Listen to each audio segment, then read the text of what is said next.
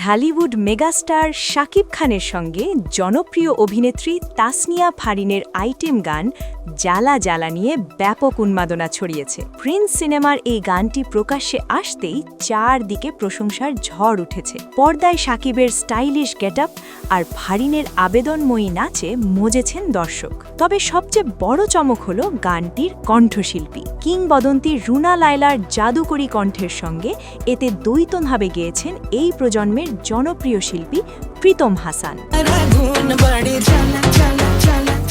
জমকালো সাজে জ্বালা জ্বালা গানে নাচের ঝড় তুললেন জনপ্রিয় অভিনেত্রী তাসনিয়া ফারিন। ঢালিউড সুপারস্টার শাকিব খানের সঙ্গে পর্দায় তার প্রথম রসায়ন রীতিমতো নজর কেড়েছে ভক্তদের। ফারিনের এই গ্ল্যামারাস উপস্থিতি অনেককেই চমকে দিয়েছে। অন্যদিকে শাকিব খানের সিনেমায় প্রীতম হাসানের আইটেম গানের যে ধারাবাহিকতা গত 2 বছর ধরে চলছে, সেই তালিকায় এবার নতুন চমক হিসেবে যুক্ত হল জ্বালা জ্বালা।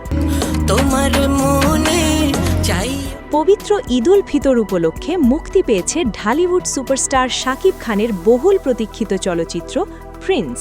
মাল্টিপ্লেক্স ও সিঙ্গল স্ক্রিন মিলিয়ে রেকর্ড সংখ্যক 132টি প্রেক্ষাগৃহে প্রদর্শিত হচ্ছে ছবিটি। Once upon a time in Dhaka ট্যাগলাইনের এই সিনেমাটি নির্মাণ করেছেন ছোট পর্দার জনপ্রিয় পরিচালক আবু হায়াত মাহমুদ।